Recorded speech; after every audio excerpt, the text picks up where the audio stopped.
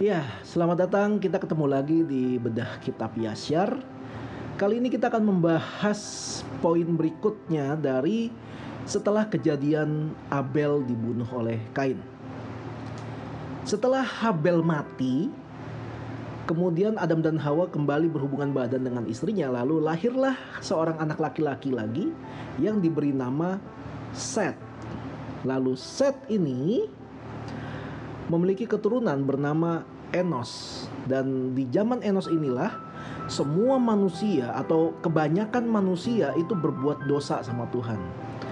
Mereka saking berdosanya sehingga Tuhan mengirimkan musibah, yaitu air bah. Tapi air bahnya sepertinya tidak sedahsyat di zaman Nuh. Walaupun tidak sedahsyat zaman Nuh, air bah yang dikirim Tuhan ini menghabiskan atau menghancurkan sepertiga bumi. Jadi cukup dahsyat juga ya. Tapi setelah Tuhan mengirimkan hukuman itu pun, manusia-manusia yang berdosa itu tidak ada yang mau bertobat. Mereka tetap berbuat kejahatan atau dosa yang Tuhan gak suka. Nah, lalu mereka ketika mereka sedang menabur benih, mereka sedang bercocok tanam, apa yang mereka tabur itu malah menjadi semak duri, menjadi tanaman-tanaman yang nggak bisa dimakan lah, bukan tanaman yang untuk dikonsumsi manusia. Dan hal ini menjadi genaplah seperti yang Tuhan kutuk ke Adam, yaitu tanah akan menjadi terkutuk gitu. Jadi mereka apapun yang mereka tanam nggak bagus lah hasilnya gitu. Karena manusia-manusia ini semuanya pada memberontak pada Tuhan dan hidupnya mereka juga mereka rusak, akhirnya secara otomatis bumi juga jadi rusak. Mereka rusak bumi. Ya entah dengan apa, mungkin mereka membabat hutan, mereka mungkin membuat kebakaran atau berperang dan sebagainya. Akhirnya bumi ikutan jadi rusak karena karakter manusianya pada zaman itu rusak. Dan bertahun-tahun kemudian Enos kembali melahirkan anak. Maksudnya Enos memiliki anak lewat istrinya tentunya, dan diberi nama Kenan. Kalau di bahasa Ibrani ditulisnya tuh pakai Q, Keinan. Kenan ini adalah seorang yang bijaksana dan berhikmat. Jadi dia pintar banget, dia penuh dengan hikmat. Nah, menariknya, saking berhikmatnya Kenan, dia tidak cuma memerintah atau mengatur manusia-manusia pada waktu itu, tapi dia juga mengatur roh-roh jahat dan setan-setan. Saking berhikmatnya dia. Nah, itu juga saya nggak ngerti gimana caranya. Dan suatu kali ketika Kenan berusia 70 tahun, Kenan memiliki dua anak perempuan dan beberapa anak laki-laki. Kedua anak perempuan ini dikasih nama, yang pertama Adah, yang kedua dinamai Zila. Nah, Kenan itu punya kerabat lah gitu dari saudara yang lain yang namanya Lamek, atau dalam bahasa Ibrani itu ditulisnya Lemek. Tapi kita pakai bahasa Indonesia aja ya, Lamek. Nah, Lamek ini mempersunting kedua anak perempuan Kenan. Nah, cukup menarik.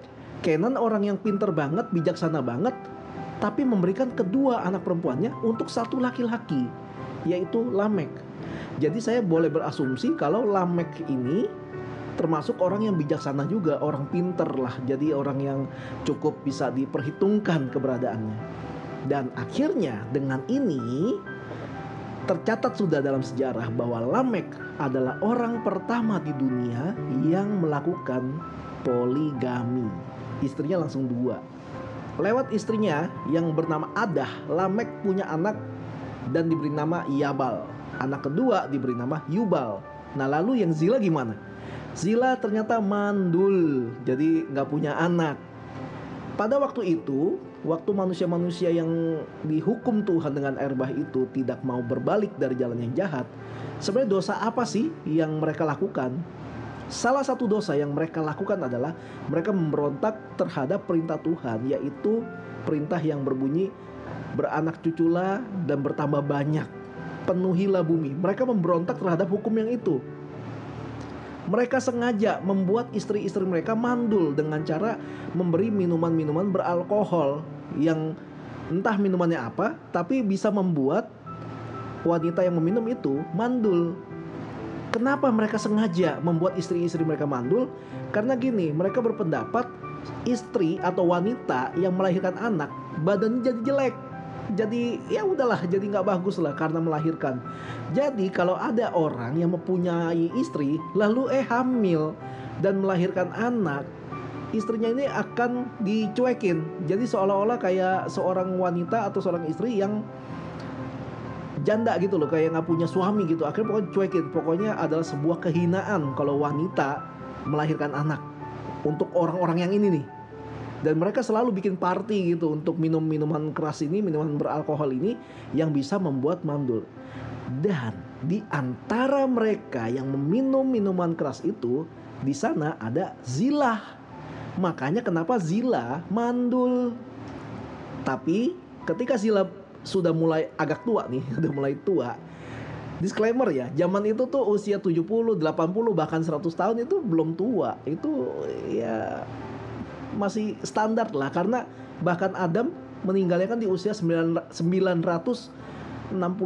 kalau nggak salah, 946 ya segituan lah, 900 tahunan lah.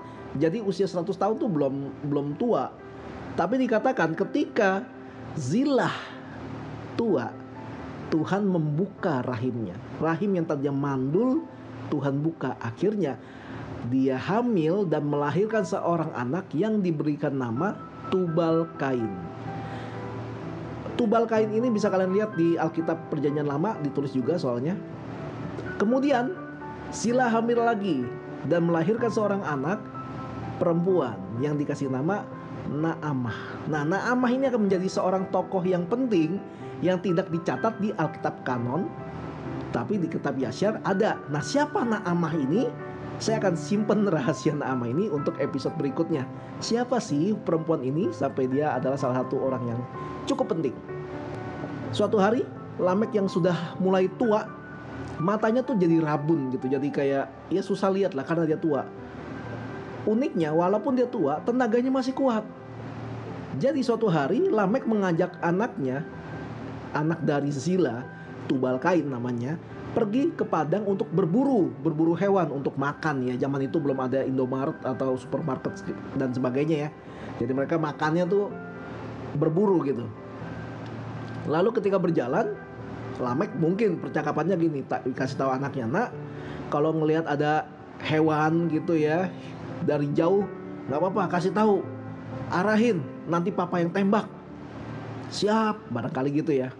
Lalu ketika mereka sedang berjalan, Tubal Kain melihat ada sosok seperti rusa gitu atau seperti hewan yang bisa diburu. Lalu dia kasih tahu bapaknya, dan bapaknya menarik panah, menarik busur yang ada panahnya gitu ya. Lalu yang mengarahkan Tubal Kain, diarahkan gitu. Dan ketika pas sudutnya, Tubal Kain di sini gitu. Lalu ditembak busur itu dan tepat kena kepada yang mereka sangka hewan buruan itu, dan akhirnya jatuhlah hewan itu. Nah, ketika mereka sedang mendekati hewan buruannya itu, saya nggak tahu berapa jauh, pokoknya ditulisnya dari jauh gitu. Ketika mereka sedang mendekatinya, kemudian mereka mau mengambil hewan buruannya itu, mereka sangat terkejut, mereka sangat kaget karena ketika dilihat hewan buruan itu, ternyata yang dipanah oleh Lamek adalah kakeknya sendiri, yaitu Kain. Kok bisa?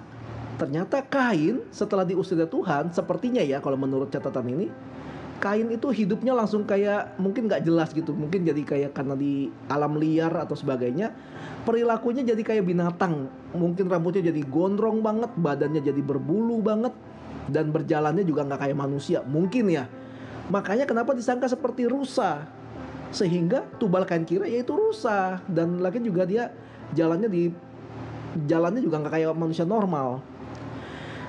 Dan dalam kesedihan dari Lamek ini, Lamek sedih bercampur marah, dia pukulin anaknya Tubal Kain sampai anaknya mati. Karena gara-gara Tubal Kain, Lamek membunuh kakeknya sendiri. Jadi Lamek frustasi, dia nggak ngerti harus bagaimana, dan dia marah dan dia lampiaskan ke anaknya, sehingga anaknya, satu-satunya anak laki-laki dari Zilah, mati. Dan ini membuat sebuah drama keluarga yang cukup besar, Karena kan anak pertama itu kan, anak sulung adalah pusaka gitu loh. Anak yang pokoknya zaman dulu tuh kalau anak pertama mesti anak laki-laki, karena itu akan jadi kebanggaan keluarga. Nah, Zillah kan mandul. Dan ketika dibuka, lahirlah seorang anak laki-laki, tapi anak laki-laki ini malah dibunuh sama bapaknya. Akhirnya marahlah baik Zillah maupun Adah, dan mereka berdua berniat untuk membunuh Lamek, tapi gak berhasil. Akhirnya mereka pisah rumah sama Lamek, termasuk Adah juga pisah rumah. Dan suatu hari Lamek samperin istrinya, terus dikasih tahu gitu, dengerin dong, kayak kurang lebih kayak gitu bahasanya, dengerin dong, aku ini udah tua, mataku rabun, aku ngajak Tubal-Kain supaya dia bisa ngarahin aku nembak hewan buruan, tetapi yang diarahkan oleh Tubal-Kain justru malah kakekku sendiri. Aku jauh lebih sedih dari kalian, mungkin seperti itu. Nah, dan kata-kata berikutnya ini tercatat di Alkitab kanon di Perjanjian Lama, yaitu ditulis begini. Lamek berkata, kalau Kain dihukum Tuhan 7 kali lipat, maka Lamek harus dihukum 70 kali lipat. Dan perkataan ini akhirnya mendapat revisi dari Tuhan Yesus, diperbaharui dari simbol sebuah hukuman menjadi simbol pengampunan, yaitu ketika Petrus bertanya sama Yesus, Tuhan, berapa kali kami harus mengampuni musuh kami? Dan Tuhan bilang apa? Kamu harus mengampuni musuhmu sebanyak 70 kali 7 kali. Dan itulah isi dari bab ini, yaitu tentang siapakah orang yang berpoligami pertama kali, lalu siapakah yang membunuh Kain, dan apakah arti dari 70 kali 7 kali. Semoga yang saya bawakan hari ini bisa menambah wawasan. Dan sekali lagi, ini adalah pemahaman berdasarkan kitab Yasyar. Kitab Yasyar bukan kitab kanon, tapi kitab referensi. Bukan berarti salah, tapi nggak perlu dibilang benar juga, dan nggak perlu jadiin patokan sebuah kebenaran. Karena kebenarannya kita yang paling jelas adalah Alkitab kanon yang 66 kitab itu. Jadi ini hanyalah sekedar membuka wawasan apa sih isi dari kitab Yasyar.